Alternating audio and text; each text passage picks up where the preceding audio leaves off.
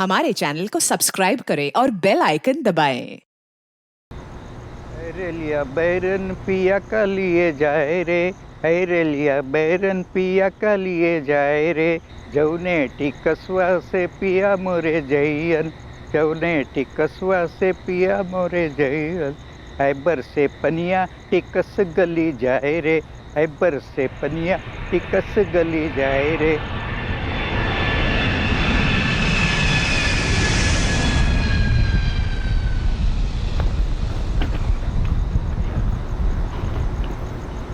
कमाल है यार, कोई लेने आया ही नहीं। टैक्सी स्टैंड पर कोई टैक्सी भी नहीं है। हाँ।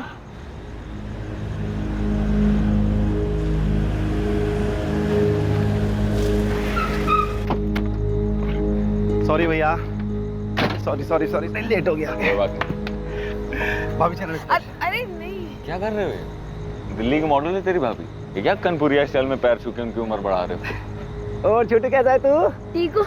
आ जाओ चलो संभालो।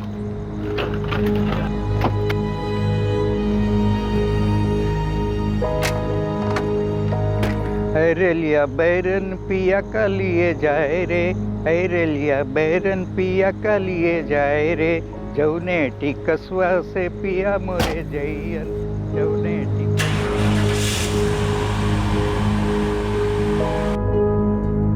और घर पे माँ बाबूजी और रमा कैसे हैं? एकदम चकाचक भैया, आप लोगों के आने के नाम से बहुत खुश है घर में सब।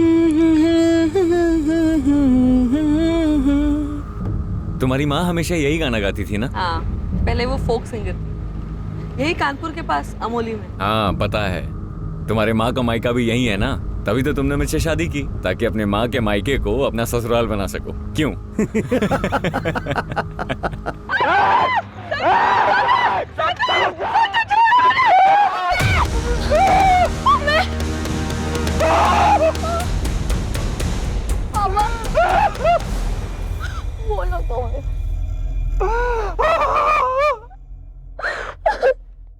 संतोष अपनी पत्नी शगुफ्ता और बेटे कबीर के साथ कानपुर आया हुआ था अपने घर, अपने परिवार वालों से मिलने। सबका मन उत्साह से भरा हुआ था, लेकिन उन सब की खुशियां एक अंधेरे सपने में तब्दील हो गईं जब रात के अंधेरे में कुछ अज्ञात लोगों ने उन सब पर हमला कर दिया और शगुफ्ता को अपने साथ लेकर चले गए। क्या इस हमले के पीछे वहां के लोकल गुंडों का हाथ था, या फिर यह हमला एक सोची समझी साजिश थी? ऐसी साजिश जो बहुत चालाकी से रची और निभाई गई थी।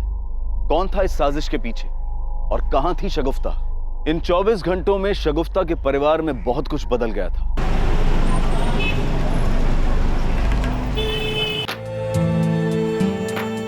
Nice. Okay, one more. Wow. Nice one. Superb. Excellent. Hold it there. Nice. Good one. Excellent. Break. Make up. और टचअप कर दो। And Shagufta, listen. आप चेंज कर लो। Next change? हाँ, yeah. We'll continue after this. Cool. Yeah. Okay.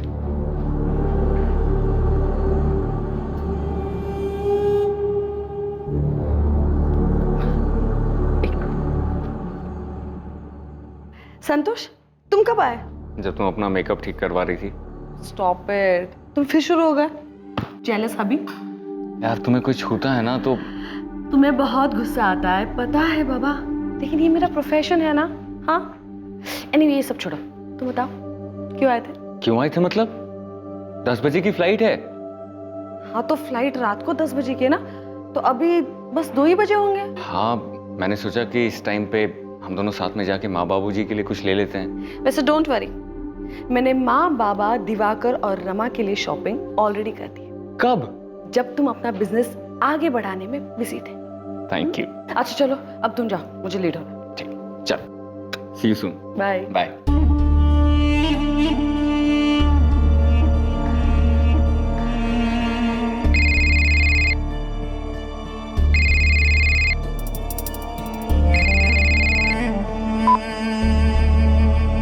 हाँ पापा।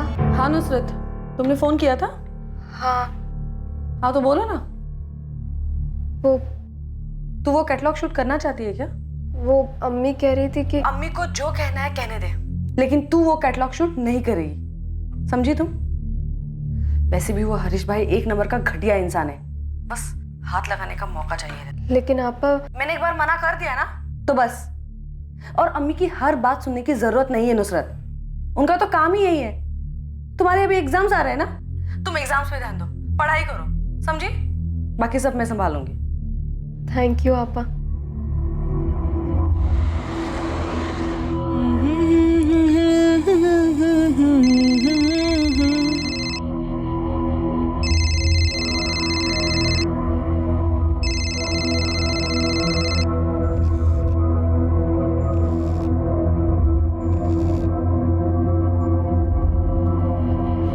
तुझे शूट पे जाना था, गई क्यों नहीं तू? मैं पूछ रही हूँ शूट पे क्यों नहीं गई? वो शगुफ्ता आपा ने मना किया है। तुम्हारी शगुफ्ता आपा को अपने अलावा किसी और की चिंता है? अम्मी, मुझे हरीश भाई के लिए मॉडलिंग नहीं करनी, गंदी नजर है उनकी, वो मुझे जानबूझ के टच करते हैं। टच करने से मैली हो जाएगी तू। लेकिन अम्मी मुझे मॉडलिंग ही नहीं करनी है, मुझे अपनी पढ़ाई पूरी करनी है, कुछ अच्छा करना है। तू समझती क्यों नहीं है? अगर तू काम नहीं करेगी तो पैसा कहाँ से आएगा और घर कैसे चलेगा फिर? लेकिन अम्मी, शगुफ्ता आपा तो सब संभाल रही है, घर का खर्चा, मेरी पढ़ाई का खर्चा, हम अच्छे से तो रह रहे हैं। अच्छे से रहने में और आलीशान तरीके से रहने में फर्क होता है। और तुझे करना क्या है? सिर्फ कैमरे के सामने खड़े होकर फोटो खिंचाने हैं बस। नहीं अम्मी, मुझसे नहीं होगा, और शगुफ्ता आपा ने भी मना किया है, वो गुस्सा हो जाएंगी।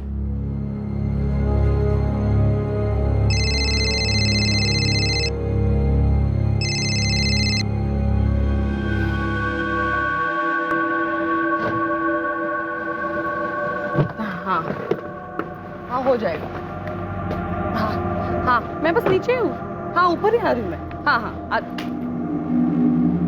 इकबाल तुम यहाँ पर क्या कर रहे हो? ना तेरी अम्मी फोन उठा रही है और ना ही तेरी बहन। इकबाल तुम्हें जो भी बात करनी है ना अम्मी से बात करो, मेरी बहन को बीच में घसीटने की जरूरत नहीं है, समझे तुम? और मेरा पीछा करना बंद कर दो वरना मुझसे बुरा कोई नहीं होगा, मैं बता दे रही हूँ तुम्हें। देख, तू ठीक नहीं कर रही है। तुमने मुझे छूने की हिम्मत कैसे किया? दूर हट!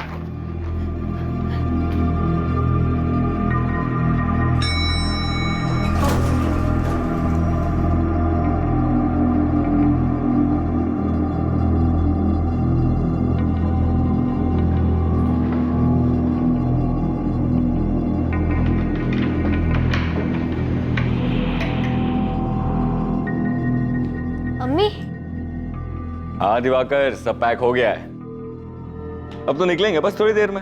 हाँ हाँ भैया आइए ना, आपके और भाभी के लिए बहुत ही बढ़िया इंतजार किए हैं हम। और जानते हैं, माँ बाबूजी बहुत ही वेट कर रहे हैं आपका। हाँ हाँ अब तो पहुंच ही रहे हैं बस। जी भैया प्रणाम।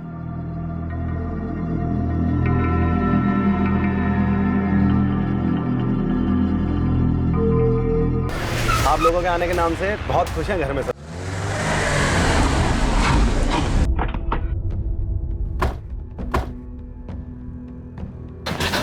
ऑफिसर कहाँ है? क्या हुआ? अरे वो लोग। क्या हुआ? क्या बात है? सर मैं बहुत डर गया था, मुझे लगा कहीं वापस आके फिर से हमें कोई नुकसान पहुंचाने की कोशिश ना करे। बड़ी मुश्किल से अपने घर पहुंचा सर। सबसे पहले अपने बेटे कबीर को घर पे छोड़ा और जब पुलिस स्टेशन आ रहा था तो मेरा भाई दिवाकर मिला। अरे दिवाकर! अरे भैया! और हम यहाँ आ गए सर। कार का मॉडल, कलर और नंबर क्या है? आपकी पत्नी की आपके पास फोटो है क्या? हाँ सर, मेरे सर तो मोबाइल में थी, वो उन लोगों ने छीन ली सर। सर मेरे मोबाइल में है सर। हाँ। इसमें सर मेरी कार की फोटो भी है सर, जिसमें वो भाभी को लेके गए। कौन से?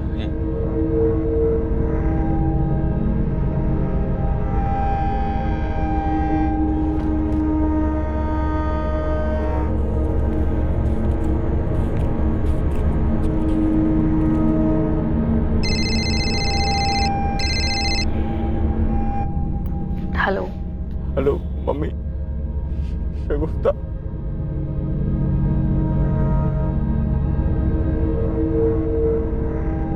क्या हुआ अम्मी?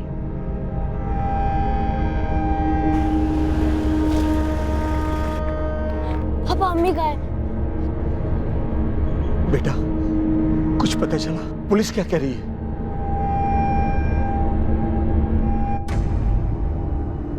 शगुफ्ता की खोज बड़े पैमाने पर की जा रही थी। जगह जगह नाकाबंदी लगा दी गई थी, बैरिकेड लगाए जा रहे थे, सभी कार्स को बारीकी से चेक किया जा रहा था, हिस्ट्री शीटर से भी पूछताछ की जा रही थी। जी सर। कुछ पता चला? हर नाके पर हर जगह चेक किया सर, पर कुछ पता नहीं चला। वहां भी चेक किया जहाँ ये सब हुआ था। हिस्ट्री शीटर से कुछ मिला? सर वो लोग भी यही कह रहे हैं कि उन्हें नहीं पता कि ये काम किसने करवाया या किस गैंग का काम है। हो सकता है कोई नया गैंग हो। कार की क्या अपडेट है? नो सर, कार अभी तक मिली नहीं।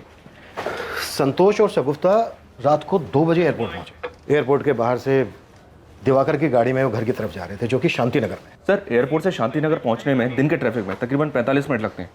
रात में तो 20 मिनट से ज़्यादा नहीं लगना चाहिए। जब ये अटैक हुआ मेरे ख्याल में तब 2:30 बज रहे होंगे। जी हाँ सर। फिर ये लोग कार लेकर कानपुर से फतेहपुर की तरफ बढ़े। उस वक्त करीब 3 बजे होंगे। फिर 5 बजे ये लोग पुलिस स्टेशन आए। 3 से 5 के बीच में ये गुंडे शगुफ्ता और कार को लेकर फतेहपुर होते हुए निकल गए होंगे, प्रयागराज, बनारस या फिर कहीं भी। एक काम करो, शगुफ्ता और कार का फोटो आसपास के शहरों में, डिस्ट्रिक्ट में भिजवा दो। एयरपोर्ट के आसपास पूछताछ करो, सीसीटीवी चेक करो। हो सकता है कोई बंदा इनको एयरपोर्ट के पास से ही फॉलो कर रहा हो। कार का नंबर और मॉडल आसपास के सभी गैरेज में भिजवा दो। शायद कार को बेचने की भी कोशिश हो। किसी ना किसी ने तो इनको देखा होगा। खबरी को भी काम पे लगा दो। Right sir. पुलिस ढूंढ रही है नुसरत, लेकिन कुछ पता नहीं चल पा रहा है। अरे काली, बिना शक्कर वाली चाय लाओ हमारे लिए। कहा है हमारी डाइट खराब करने बतौली हो। जीजू मुझे बहुत डर लग रहा है। आप लोग पुलिस पर प्रेशर डालिए ना, पता नहीं आपा किस हाल में होंगे।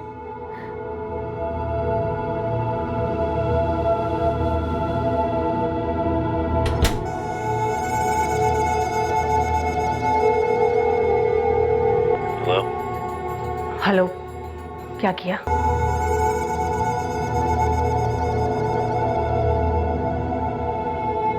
कुछ पता चला क्या सर? पूरा 1 दिन हो गया शगुफ्ता को किडनैप हुए। अरे आप लोग कर क्या रहे हैं सर? पता नहीं वो लोग क्या कर रहे होंगे शगुफ्ता के साथ। देखिए, हम पता करने की पूरी कोशिश कर रहे हैं। हमें लग रहा है वो शगुफ्ता को लेकर कानपुर से निकल चुके हैं। वैसे हमने आसपास के स्टेट की पुलिस को अलर्ट कर दिया है। हमें शक है कि शगुफ्ता से किसी ने ये व्यक्तिगत दुश्मनी निकाली। शगुफ्ता की, आपकी, किसी के साथ कोई रंजिश, कोई दुश्मनी थी? नहीं सर, मेरी या शगुफ्ता की किसी के साथ कोई दुश्मनी नहीं है। इनफैक्ट 4 साल से मैं दिल्ली में रह रहा हूँ, मेरा खुद का बिजनेस है वहां पे। किस चीज की? सर मेरी टाइल्स की कंपनी है सर। उसी के एड शूट के दौरान मैं शगुफ्ता से मिला था।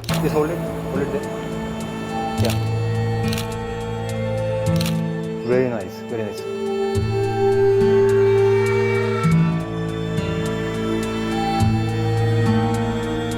पहले हमारे बीच में दोस्ती हुई, फिर प्यार। कुछ ही दिनों के बाद मैंने उससे शादी के लिए कहा और वो मान गई। फिर हमने शादी कर ली सर 2 साल पहले। 2 साल पहले? जी सर। और आपका बेटा कबीर? सर वो कबीर इनका बेटा नहीं है सर। वो शगुफ्ता भाभी और उनके पहले पति का बेटा है। 1 नंबर का घटिया इंसान है सर वो। सर इकबाल नाम है उसका। ये इकबाल ऐसा कुछ कर सकता है? वो क्यों करेगा सर? तो हमारी शादी के काफी साल पहले से ही शगुफ्ता और इकबाल अलग रहने लगे थे, और इकबाल बहुत अच्छे से जानता है कि कबीर शगुफ्ता से कितना प्यार करता है। और सर कबीर और शगुफ्ता में मेरी जान बसती है सर। हम तीनों की अपनी ही एक अलग दुनिया है। देख लेना बाबा, आज ऊपर हरा के रहूंगा। अरे हरा के तो दिखाओ बच्चू। यस। क्या हुआ? अरे क्या हुआ? अरे यार, ये अरे अरे उससे मारो ना, देखो उससे। अरे मैं खेल रहा हूँ ना, रुको। तो खेलना ही नहीं आता। 1 मिनट। अरे रुको, जाओ। यस, मैं जीत गया। अच्छा, माँ बेटे ने एक टीम बना ली है। छोड़ूंगा नहीं मैं दोनों को। सर प्लीज मेरी शगुफ्ता को ढूंढ दीजिए सर। पता नहीं कहाँ होगी, किस हाल में होगी। पता नहीं क्या किया होगा उन लोगों ने उसके साथ।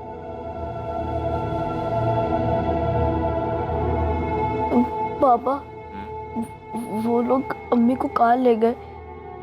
अम्मी कब मिलेगी? मिल जाएगी बेटा, बहुत जल्द मिल जाएगी।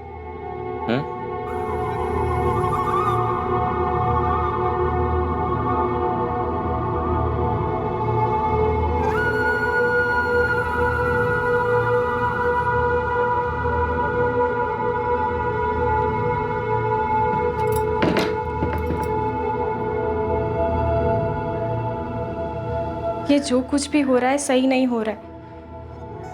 एक बच्चे को उसकी माँ से कोई कैसे अलग कर सकता है? आप एक बात सच सच बताएंगे? क्या आपको पता है कि भाभी कहाँ है? अरे दिमाग फिर गया क्या तुम्हारा? हमें कहीं तो सबको पता है कि वो कहाँ है। गुंडे उठा के लेके गए हैं ना उनको। भगवान जाने उनके साथ अब क्या हो रहा होगा।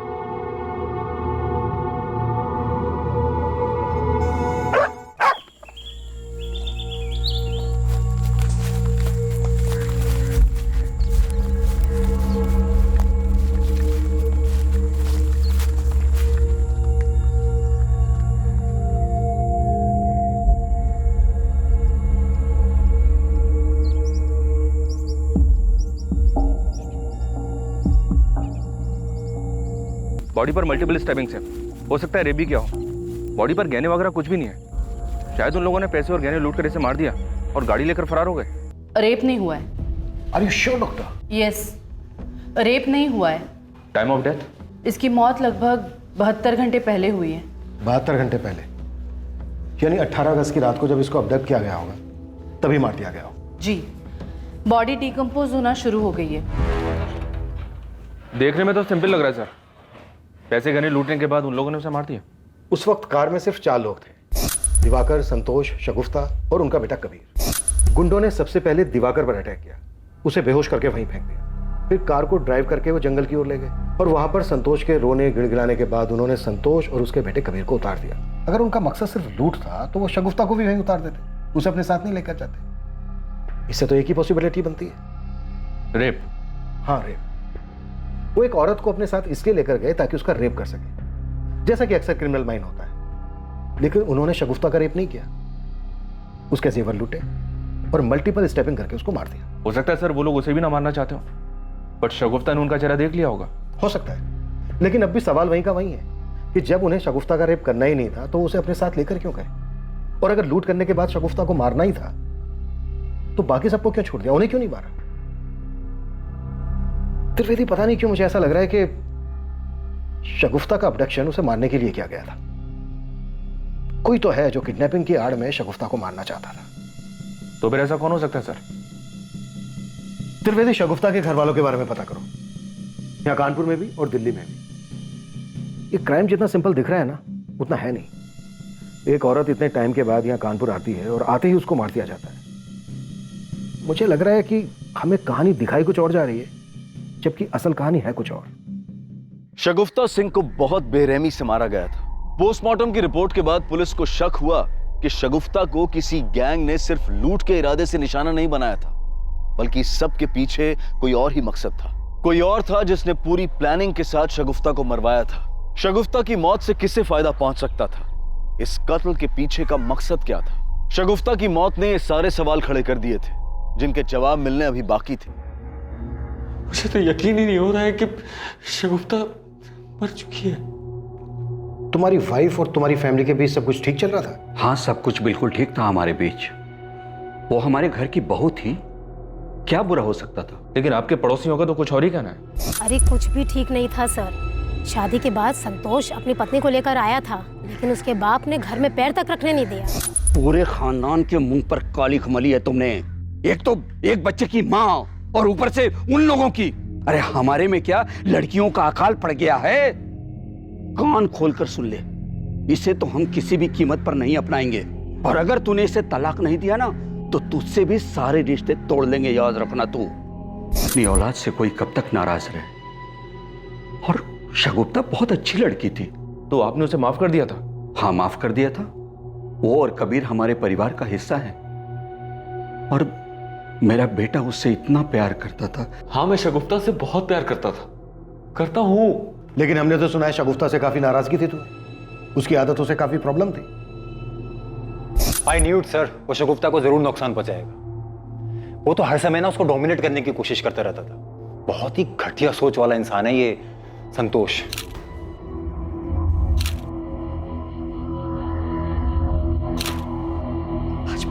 व्हाट इज दिस शगुफ्ता? मैंने तुमसे सुबह ही कहा है ना, मुझे तुम्हारे ऐसे ऐसे कपड़े पहनना बिल्कुल पसंद नहीं है। मैंने भी तुमसे कहा था ना कि तुम मेरे पति हो और मैं तुम्हें पूरी रिस्पेक्ट और प्यार दूंगी, बस तुम मेरे काम में दखल मत देना। तुमसे शादी करने से पहले भी तो मैं मॉडल ही थी ना। देखो, मेरे लिए मेरा काम बहुत इंपॉर्टेंट है, इसलिए तुम इस बात को ज्यादा आगे मत बढ़ाओ। सर, अगर मैं ये कहूं कि मुझे शगुफ्ता के कपड़ों से कोई प्रॉब्लम नहीं थी तो ये झूठ होगा। मुझे प्रॉब्लम थी और उसे भी ये पता था। सर, मैंने आज तक अपने दिल की कोई भी बात उससे नहीं छुपाई थी। शगुफ्ता की माँ एक छोटी बहन भी है ना, शगुफ्ता का उनके साथ कैसा रिश्ता था? सर, उसकी छोटी बहन नुसरत में शगुफ्ता की जान बसती थी और अपने माँ से भी शगुफ्ता बहुत प्यार करती थी।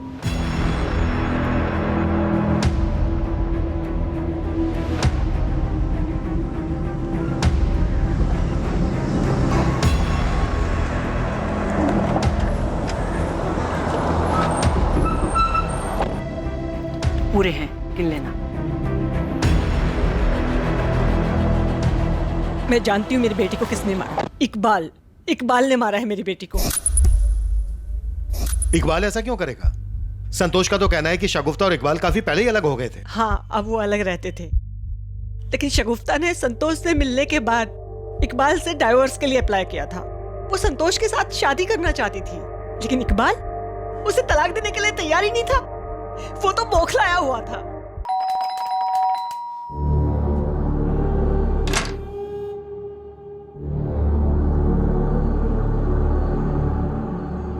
तुम मेरे साथ ऐसा नहीं कर सकती।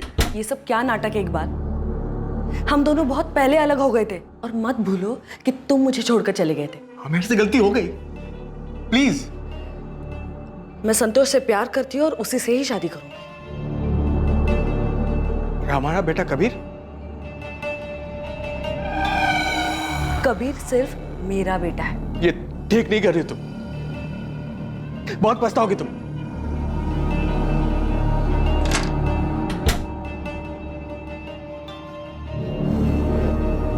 मैंने बहुत प्यार से पाला था सर अपनी बच्ची को। मैंने सोचा भी नहीं था कि उसके साथ ये सब हो जाएगा। आपका नाम रागनी है और आपकी दोनों बेटियों का नाम शगुफ्ता और नुसरत। जी, मैं यही कानपुर के पास अमोली की रहने वाली हूँ। फोक सिंगर थी। अभी भी कभी कभी गा लेती हूँ। प्रोग्राम के दौरान शगुफ्ता के अब्बू अशफाक से मेरी मुलाकात हुई। मुझे प्यार हो गया और हमने शादी कर ली। शादी के 3 साल बाद मेरे हस्बैंड की डेथ हो गई। सर, मैं ही जानती हूँ कि मैंने अपने दोनों बच्चियों को कैसे पाला है।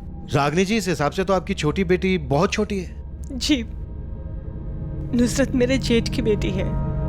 जब ये 3 साल की थी तब मैंने इसे गोद लिया था। शगुफ्ता की शादी हो गई थी, मैं अकेले पड़ गई थी, इसलिए मैंने इसे गोद लिया था। सर, मैंने दोनों बच्चों को बहुत प्यार से पाला है। आप उस इकबाल को पकड़िए सर। कहां मिलेगा ये इकबाल?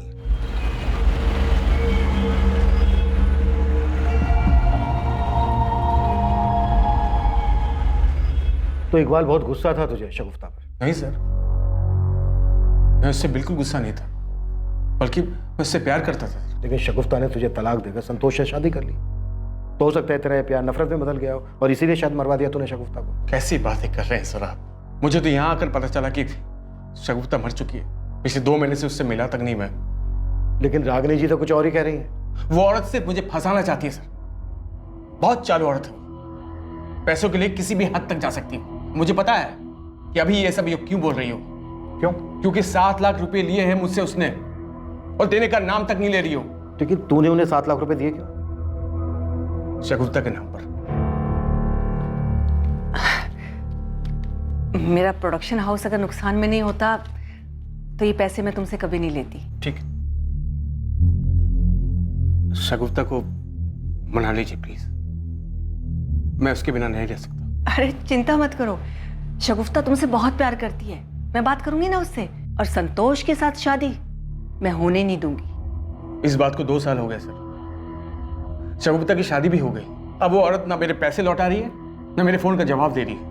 शगुफ्ता की माँ शगुफ्ता की हत्या का इल्जाम तेरे सर पे लगा रही है और तू यहाँ अपनी कुछ अलग ही कहानी सुना रहा है। कोई कहानी नहीं सुना रहा सर। कहानी सुनाना तो उस रागिनी का काम है। कुछ काम हम तो करती नहीं औरत, सिर्फ पैसे के लिए शगुफ्ता के पीछे पड़ी रहती थी। मैं बोल रहा हूँ बहुत चालू औरत है वो सर। शगुफ्ता 14 साल की थी ना, तब से उसने उसे काम पर लगा दिया था। इनफैक्ट हमारी शादी भी इस रागिनी की वजह से टूटी थी। और वो दूसरी बेटी ना उसकी नुसरत, उसे भी उसने इसलिए गोद लिया था ताकि उसके पास बुढ़ापे में पैसे आते रहे। पैसों के लिए सर वो किसी भी हद तक गिर सकती है। आपा ये देखो इसकी शक्ल। तुम दोनों क्या खिकी कर रहे हो? इस मैगजीन में बात की है मैंने, अच्छे पैसे देने मॉडलिंग के। अम्मी आप जानती है ना मैं ऐसे शूट नहीं करती। हाँ तो तुझे कौन कह रहा है? नुसरत करेगी ना। अम्मी नुसरत ये सब बिल्कुल नहीं करेगी। जब ये मॉडलिंग करना ही नहीं चाहती है तो आप इसके पीछे क्यों पड़ी है? तू अपना मुंह बंद रख। खुद तो शादी करके सेट हो गई, अब हमारे घर का क्या होगा, कैसे गुजारा होगा, सोचा कभी? किस चीज की कमी है आपको? हाँ आपकी हर जरूरत तो पूरी हो रही है ना, लेकिन हाँ आपकी ख्वाहिशें मैं पूरी नहीं कर सकती क्योंकि उसका तो आंख है ही नहीं। अम्मी आपके लिए कितना भी करो कम ही है। अगर आपका बस चले ना तो अब अपनी बेटियों को धंधे पर बिठा दो। बकवास नहीं चाहिए।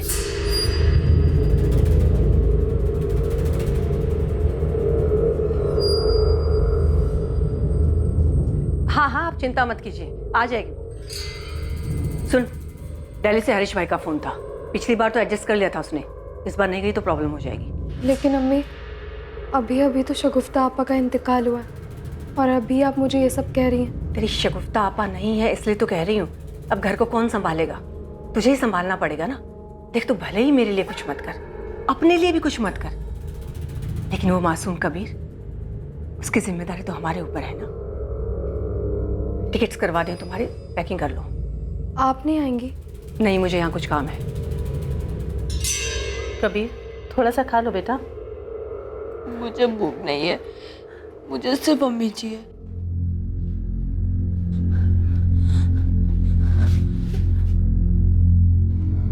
पापा अम्मी का है, मुझे सिर्फ अम्मी चाहिए। कबीर तुम्हें याद है ना अम्मी क्या कहा करती थी? जो बच्चे अच्छे से खाना खाते हैं अम्मी उसी से प्यार करती है, याद है ना?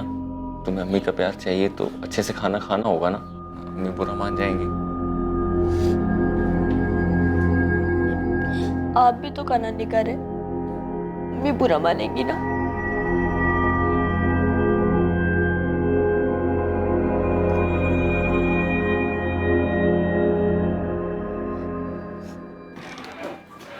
जी सर। कार का कुछ पता चला? नहीं सर, कानपुर के बॉर्डर के पास हर जगह पता कर लिया। और इकबाल का? जी हाँ सर, इकबाल के बारे में पता करवाया। काफी रसिक मिजाज का आदमी है, ड्रिंक्स करता है, कभी कभी औरतें भी आती है उसके पास। कबीर 8 साल का था जब शगुफ्ता और इकबाल अलग हुए थे। ये कॉल रिकॉर्ड्स आ गया सर, ये देखिए। इकबाल रागिनी और नुसरत को बार बार कॉल कर रहा था सर, और शगुफ्ता को भी। हो सकता है अपने 7 लाख रुपए वापस लेने के लिए पीछे पड़ा। सर फैमिली के बाकी मेंबर्स तो क्लीन है, पर इस रागिनी का कुछ झोल लग रहा है। ये देखिए सर, ये रागिनी यहाँ कानपुर में किसी के रेगुलर टच में थी, किसी शैलेंद्र नाम के आदमी के। और जिस रात शगुफ्ता यहाँ कानपुर में आई थी उस रात भी इसने शैलेंद्र को 8 बार कॉल किया था। हाँ मैंने किया था फोन। शैलेंद्र मेरा चचेरा भाई है। कमाल है, चचेरा भाई है तो आपने इतने सालों से अपने चचेरे भाई से कांटेक्ट क्यों नहीं किया? जहां तक मैं देख पा रहा हूँ पिछले 2 महीने से ही आप दोनों के बीच बातचीत हो रही है। असल में ये भी एक फोक सिंगर है, लेकिन यहाँ कानपुर में रहकर कोई क्या कमाएगा। मैंने इससे कहा था कि दिल्ली में आ जाओ, मेरे साथ काम कर लो। सर क्या एक बहन अपने भाई के लिए इतना भी नहीं कर सकती? हम तो गाने बजाने वाले लोग हैं साहिब, लेकिन यहाँ फिल्मी गानों के आगे अब लोग हमें पूछते ही कहाँ हैं। वो तो रागिनी दीदी ने कहा कि वो मेरे साथ एल्बम निकालेंगी, तो मैंने भी हाँ कह दिया। वैसे बड़ा ही अजीब इत्तेफाक है रागिनी जी, आपकी बेटी की हत्या के 2 महीने पहले ही आप दोनों भाई बहन के बीच प्यार पनपा। कहीं इस प्यार पनपने की कोई और वजह तो नहीं है? तो आपको लगता है मैंने शगुफ्ता को मरवाया? अच्छा वो आपने खुद अपने मुंह से कह दिया, वरना एक माँ अपनी बेटी की हत्या करवा सकती है ये सोच के भी बुरा लगता है। वैसे जो औरत अपनी बेटी के पहले पति से अपनी बेटी के नाम पर पैसे ले सकती है और एक बच्ची को इसलिए गोद ले सकती है कि अपने स्वार्थ के लिए उसकी इच्छा के विरुद्ध उससे काम करवा सके, वो औरत कुछ भी कर सकती है। मैं अच्छी तरह से जानती हूँ आपके कान में ये सब बातें कौन डाल रहा है। मुझे बस इतना पता है कि मैंने कुछ नहीं किया, ये सारा किया धरा उस इकबाल का है। शगुफ्ता उसे मिली नहीं तो उसने बर्बा दिया उसे, और अब सारा इल्जाम मुझ पे लगा रहा है। सर अगर आपको मेरे खिलाफ कोई भी सबूत मिले तो आप गिरफ्तार कर सकते हैं मुझे। साहब सच में हमने कुछ नहीं किया।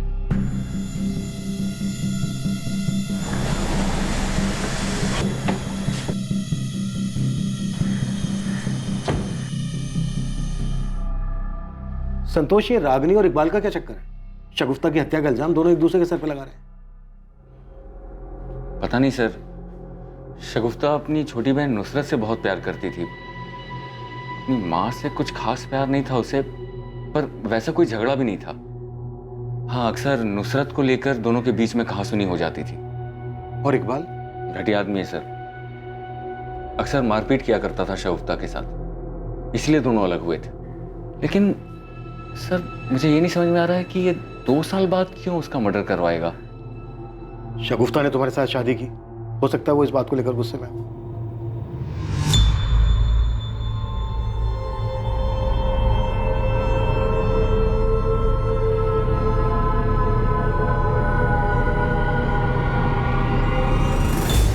सर, दिल्ली पुलिस ने शगुफ्ता की बिल्डिंग की सीसीटीवी फुटेज भेजी है।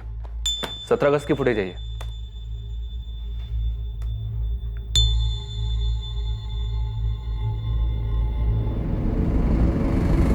इकबाल, तूने तो हमसे कहा था कि तू शगुफ्ता से पिछले 2 महीने से नहीं मिला है। पता क्या है मैंने? शगुफ्ता की मौत से 1 दिन पहले तो शगुफ्ता के घर गया था। हाँ सर, मैं वहां पर गया था क्योंकि रागिनी न मेरा फोन उठा रही थी न मेरे पैसे लौटा रही थी, तो शगुफ्ता से यही कहने गया था मैं। अगर तू सिर्फ पैसों की बात करने गया था तो ये क्या है? क्या है ये? अब आगे भगेगा या आगे की कहानी भी दिखाऊं? शगुफ्ता, देख, जहां प्यार होता है ना, वहीं इतना गुस्सा होता है। मैं जानता हूं तुम मुझसे बहुत प्यार करती है ना? दिमाग खराब हो गया तेरा? हाँ, मेरे दिल में तेरे लिए कुछ भी नहीं है, न प्यार न गुस्सा न नफरत, कुछ नहीं। समझा तू? तू झूठ बोल रही है, मुझे मालूम है। तू मुझे जलाने के लिए उस संतोष से शादी की। देख, तेरे से अलग होने के बाद तेरी वैल्यू समझाऊं मैं। देख प्लीज, संतोष को छोड़ के मेरे पास आ जा, प्लीज। इस गलतफहमी में मत रहना तुम। मैं संतोष से इसलिए शादी करी क्योंकि मैं उससे प्यार करती हूँ, और तेरे लिए ना मेरे दिल में कुछ भी नहीं है। अपने दिमाग में डाल दे, कुछ भी नहीं। सर, मैं शगुफ्ता से बहुत प्यार करता था और वहां सिर्फ मैं उसे मनाने गया था सर। और वो जब नहीं मानी तो मरवा दिया, ये सोचकर कि अगर वो तेरी नहीं हो सकती तो फिर किसी की नहीं हो सकती। मैं उसे कैसे मरवा सकता हूँ? मैं उससे बहुत प्यार करता था, अब भी करता हूँ सर। बहुत मोटी चमड़ी है ना तेरी, ऐसे नहीं मानेगा। त्रिवेदी, एकदम ससुराल वाली खातिर करना है इसको। इकबाल ने मारा है शगुफ्ता भाभी को, पुलिस ने पकड़ लिया है उसे। अब्बू? कबीर, मैं तुम्हारा पापा हूं, उस आदमी से तुम्हारा कोई लेना देना नहीं है। आज से मैं ही तुम्हारा पापा और तुम्हारी अम्मी भी।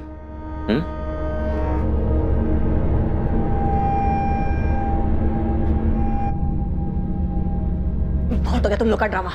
कबीर की नानी जिंदा है अभी। कबीर मेरे साथ जाएगा। चल बेटा। अरे, आप कबीर को नहीं ले जा सकती हैं। तुम कैसे रोकोगे मुझे?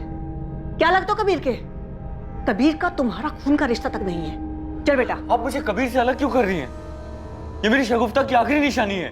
और शगुफ्ता मेरी बेटी थी, कबीर तुम्हारा सौतेला बेटा। तो कानूनी तौर पर इसकी सगी रिलेटिव सिर्फ मैं हूं। चल बेटा। सलाम साहब। क्या रे चंदू, आजकल कोई इन्फॉर्मेशन नहीं मिल रही है तेरी तरफ से? शगुफ्ता की कार कहाँ चली गई ये भी पता नहीं कर पाया तो? साहब, मैं शगुफ्ता की कार क्या, उसका खून ही लेकर आया हूं आपके पास। इकबाल? नहीं, इकबाल नहीं, रागिनी, शगुफ्ता की अम्मी। ये देखिए साहब, ये खास कॉपी आप ही के लिए निकलवाया है। सब बहुत बड़ा हाथ मारा है रागिनी ने शगुफ्ता के मरने के बाद, शायद इसलिए मारा हो शगुफ्ता को। त्रिवेदी, रागिनी को बुला। सर, ये तो फोन ही नहीं उठा रही सर। जिस होटल में रागिनी रुकी थी उस होटल से पता करो इस वक्त वो कहाँ। सर, हेलो, ये रूम नंबर 204 में रागिनी जी से बात करवाइए प्लीज। सर वो तो चेकआउट करके चली गई। व्हाट? क्या हुआ? वो तो चेकआउट करके निकल गई सर, रागिनी जी कबीर को लेकर चली गई हैं सर, उनको रोकिए ना प्लीज, हमें एफआईआर करना है उसके खिलाफ। त्रिवेदी, रागिनी के नंबर से पता करो कि उसने कोई कैब बुक की है क्या। हर नाके को अलर्ट करो, किसी भी हाल में औरत हमारे यहाँ से निकल लेनी चाहिए। नानी, प्लीज मुझे पापा के पास ले चलो, प्लीज प्लीज। चुपचाप बैठे रहो। सर पता चल गया, रागिनी ने स्पीड अप कैब बुक किया, एयरपोर्ट की तरफ गई है। इससे पहले कि वो एयरपोर्ट पहुंचे, अरेस्ट, मूव।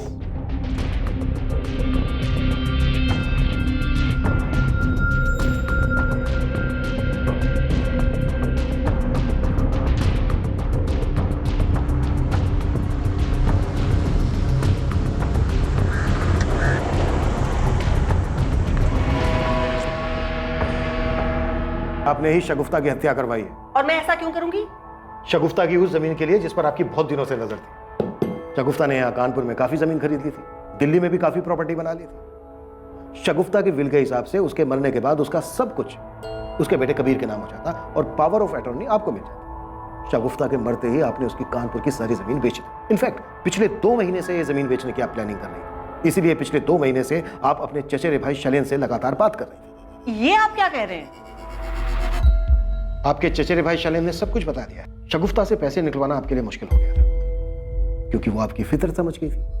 लेकिन शगुफ्ता की मौत के बाद आपको काफी फायदा होने वाला। एक तो आप नुसरत से बड़े आराम से काम करवा सकते थे, दूसरे शगुफ्ता की मौत के बाद जो उसकी प्रॉपर्टी उसके बेटे कबीर के नाम होने वाली थी उस पर राज कर सकते थे। इनफैक्ट आप कबीर को अपने साथ इसीलिए लेकर जा रही थी ताकि बाकी बची हुई प्रॉपर्टी को आप अपने काबू में ले सके, उस पर हक जमा सके। और फिर कौन जाने, प्रॉपर्टी के लालच में एक ना एक दिन आप कबीर को भी मरवा देते। अब सच सच बताइए रागनी जी, किससे मरवाया आपने शगुफ्ता को? किसे दी थी सुपारी? मैं आपकी सारी बातें मानती हूँ। मैं मानती हूँ कि मैं बहुत बुरी माँ हूँ, लेकिन इतनी बुरी नहीं कि अपनी ही बच्चे की जान ले लूं मैं। आप जैसी औरत ना लालच के लिए कुछ भी कर सकते हैं। सर, इकबाल रागिनी के फोन कॉल्स डिटेल्स सब चेक कर लिए, पर दोनों में कुछ भी सस्पिशियस नहीं दिख रहा है। इस केस की खास कड़ी वो कार जिस कार में शगुफ्ता को ले जाया गया था, उस कार के बारे में हमें अभी तक पता नहीं चला सर।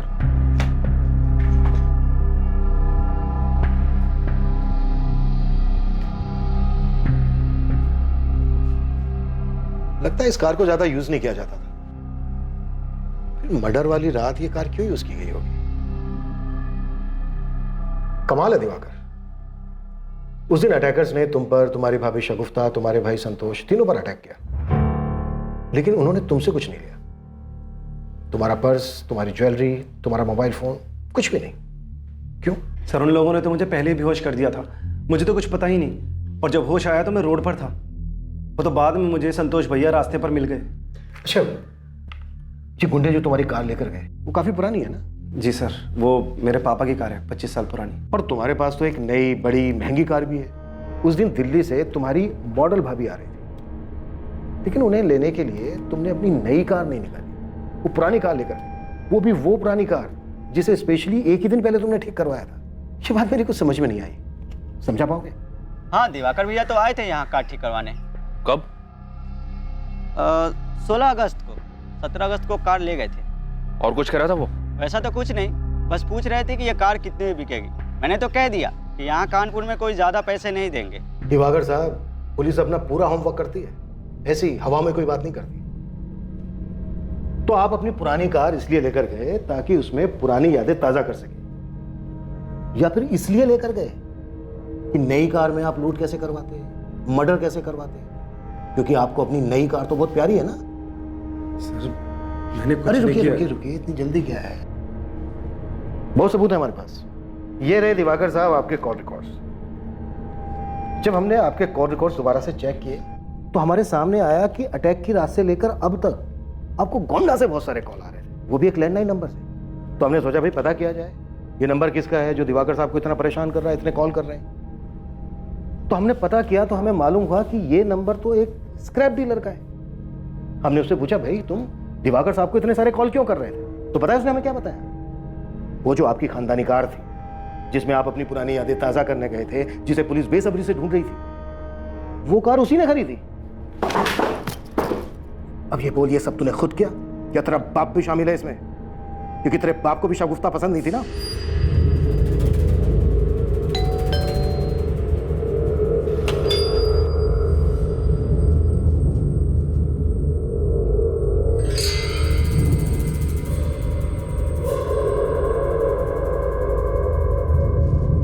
तुम पुराने ख्यालों के ही रहो, इतनी घटिया सोच है तुम्हारी। गर्लफ्रेंड मॉडल थी तो सब ठीक था, कोई बात नहीं, लेकिन जब वो वाइफ बन गई तो उसे घर की चार दीवारी में रहना चाहिए था। ऐसी घटिया मेंटेलिटी है ना तुम जैसे लोगों की संतोष। बहुत प्यार करता था मैं शगुफ्ता से, पहली नजर में ही प्यार हो गया था उससे। Very nice, very nice. अपने बाबा के मना करने के बाद भी मैंने उससे शादी की। कान खोलकर सुन ले, इसे तो हम किसी भी कीमत पर नहीं अपनाएंगे। इतने साल मैंने अपने बाबा को मनाने की कोशिश की और आखिर में वो मान भी गए। बस वो चाहते थे कि शगुफ्ता मॉडलिंग छोड़ दे। मैंने बहुत कोशिश की शगुफ्ता को समझाने की, लेकिन वो मानी नहीं। मेरे लिए मेरा काम बहुत इंपॉर्टेंट है, इसलिए तुम इस बात को ज्यादा आगे मत बढ़ाओ। मैं अपने माँ बाप और शगुफ्ता के बीच की इस रंजिश से तंग आ गया था। मुझे कुछ समझ में नहीं आ रहा था मैं क्या करूं, तो मैंने घर वालों को झूठ बोल दिया कि उसने मॉडलिंग छोड़ दी है। लेकिन शगुफ्ता मेरी कोई भी बात मानने को तैयार नहीं थी। प्लीज संतोष, तुम्हें उनसे झूठ बोलने की जरूरत नहीं थी। मैंने तुमसे शादी की है, लेकिन इसका मतलब ये नहीं कि मेरी अपनी कोई आइडेंटिटी ही नहीं है। मुझे अपने काम से बहुत प्यार है। तुम्हें अगर अपने काम से इतना प्यार है तो नुसरत को क्यों मना करती हो?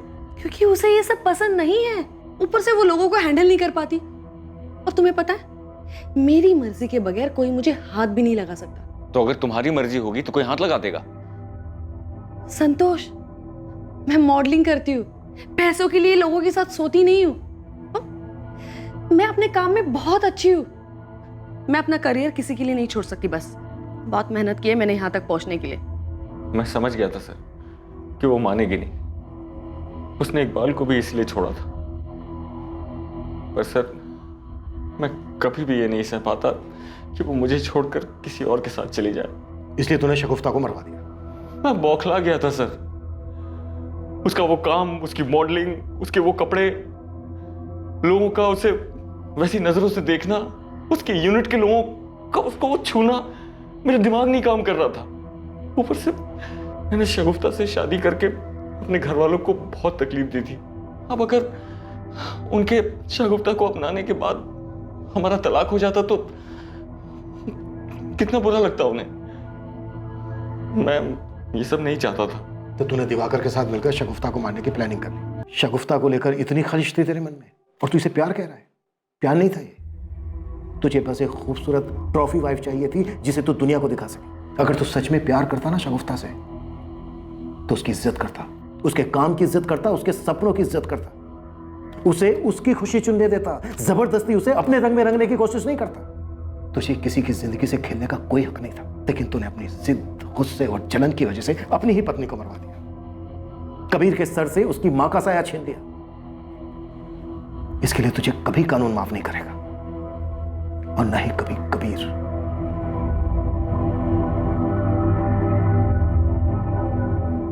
कैसा प्यार था ये? क्या ये सच में प्यार था, या ये सिर्फ संतोष की जिद थी? और ऐसा सिर्फ एक शगुफ्ता के साथ नहीं हुआ है। आज के आधुनिक युग में भी शादी के बाद लड़कियों से अपेक्षा की जाती है कि वो अपनी पुरानी जिंदगी, अपनी पहचान को भूलकर अपने पति और उसके परिवार वालों की इच्छा के मुताबिक ही काम करें। एक लड़की को कैसे रहना चाहिए, क्या खाना चाहिए, क्या पहनना चाहिए, क्या करना चाहिए और क्या नहीं करना चाहिए, ये सब उस लड़की के ससुराल वाले और उसका पति मिलकर तय करते हैं। पर क्या ये सही है? शादी तो पति पत्नी को एक दूसरे पर बराबर का हक देती है, तो फिर ये पक्षपात क्यों? लेकिन एक रिश्ता सच्चा तभी कहलाता है जब उस रिश्ते में बंधे हुए लोग एक दूसरे के निर्णय को सराहते हैं, एक दूसरे को आगे बढ़ने के लिए प्रेरित करते हैं, एक दूसरे की ढाल बनकर खड़े होते हैं। और शादी के रिश्ते में यह बात पति और पत्नी दोनों पर लागू होती है। जिस इंसान से कोई रिश्ता जोड़ा गया हो और उसे निभाने की चाहत भी हो, तो उसके लिए सीने में खलिश और मन में आपराधिक भावनाएं लेकर जीना कोई जीना नहीं है। अब मैं अनूप सोनी आपसे विदा लेता हूं, फिर मुलाकात होगी। देखते रहें क्राइम पेट्रोल सतर्क, सोमवार से शुक्रवार रात 11 बजे। और याद रखें, क्राइम और आपके बीच में सिर्फ इतना फर्क है कि आप कितने सतर्क हैं। सतर्क रहें, सुरक्षित रहें। जय Hind. For more updates, subscribe to our channel, click the show links and enjoy watching the videos.